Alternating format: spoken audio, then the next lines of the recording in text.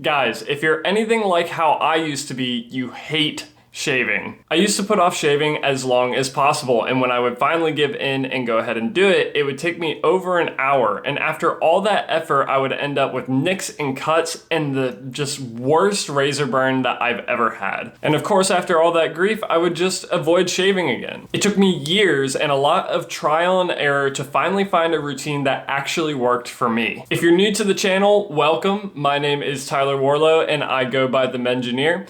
I make videos on how to improve your life through your confidence, capabilities, and overall happiness. So in today's video, I'm going to be covering the routine that I personally use to get the best shave possible with the least amount of irritation. And if you stick around to the end of the video, I'll be covering a few options for y'all if you find that this routine doesn't quite work for you. But with that being said, let's go ahead and jump into the video. So the first thing that you're gonna wanna do in order to get the best shave that you possibly can is prepare your skin for the shave. A lot of guys make the mistake of simply wetting their skin, putting on some shaving cream, and starting to shave. But that is simply setting you up for failure. In order to prepare your skin for the shave, you're gonna want to shave directly after a warm shower.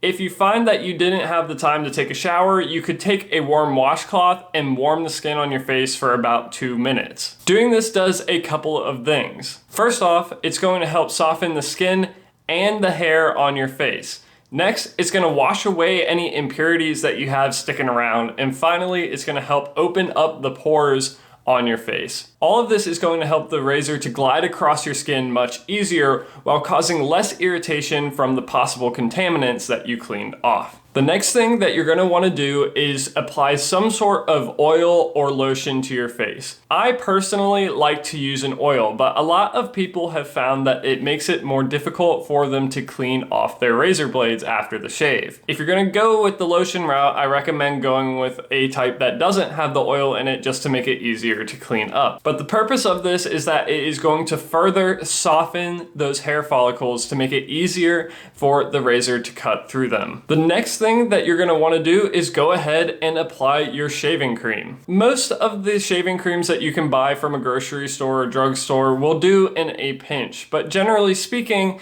they have lower quality ingredients and have harsh chemicals that can really irritate some people's skin. So if your skin is prone to irritation and razor burn, it might not be the route that you want to go. If you can afford it, I recommend looking for a high quality shaving cream or shaving soap. By high quality, I mean something that has only a few natural ingredients. If you do end up going this route, I recommend using a brush to apply the shaving cream to your face rather than your hands. This is because the brush is going to do a much better job of getting the shaving cream onto your actual face than just the surface of the hairs on your face. The hairs of the brush are able to poke down past those hairs and get the shaving cream down onto the skin, which helps a lot with the shave. If you've already taken the time to apply the oil or lotion, this step is a little bit less important.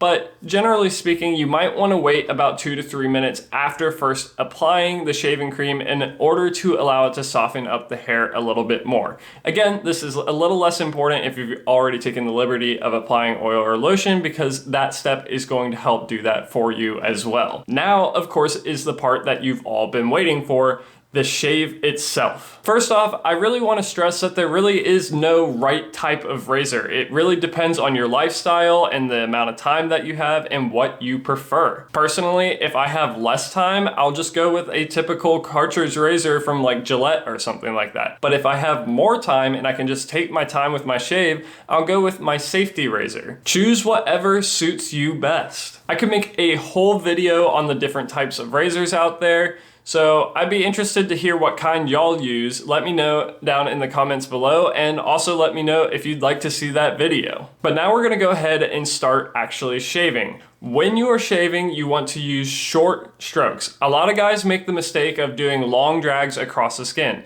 and there's a couple problems with that. First off, you're gonna clog up your blade with all the hairs that you already shaved, and it's gonna make it more difficult for the blades to cut the hairs that you're going over. That's gonna then cause you to have to go back over spots that you already shaved, which can lead to further irritation. And one of the biggest tips that I can give for avoiding razor burn and ingrown hairs is to make sure that you are shaving with the grain of your beard. Now, the grain of your beard grows differently for every guy out there, so unfortunately it is pretty hard to provide a standardized map of that. So you're just gonna have to learn this through a little bit of experimentation and trial and error. But if you go with the classic age-old rule of shaving against the grain, you're incredibly increasing the chances that you're going to get those ingrown hairs and those razor burns. The cut might be a lot closer to your skin, but trust me, you might regret it later on. So after you've done your first pass, you're gonna wanna go ahead and take a quick look back at your skin and see if there were any spots that you missed. I typically rinse off the shaving cream and any extra hairs just so I can have a good look, and then I'll specifically apply shaving cream again to those spots that I missed, so I can very easily see where I need to go back and shave instead of shaving over my entire face again. Once you've done that final cleanup, you're almost done. Now all you need to do is actually clean up. Go ahead and rinse your face with cool water because that's going to help close the pores on your face. And make sure, especially if you are living with someone else, that you clean up after yourself. No one likes a dirty, nasty bathroom sink. But there you have it. That's my shaving routine that I personally use to get the smoothest shave I can while avoiding the irritation. And speaking of smooth, I'm gonna smoothly ask that if you have enjoyed this video so far, please be sure to give it a like and subscribe to the channel,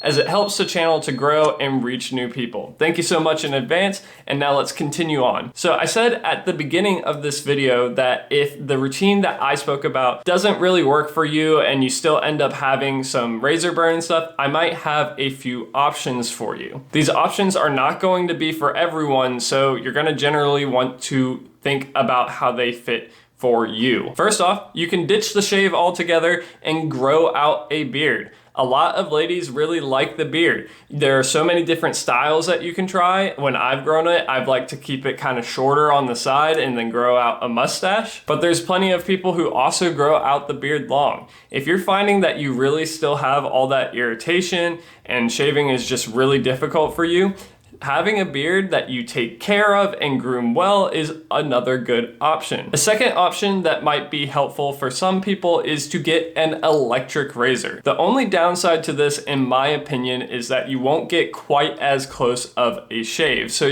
the hairs will grow back a little bit faster and you'll kind of get that 5 o'clock shadow look a little quicker than you would if you had done a typical razor shave.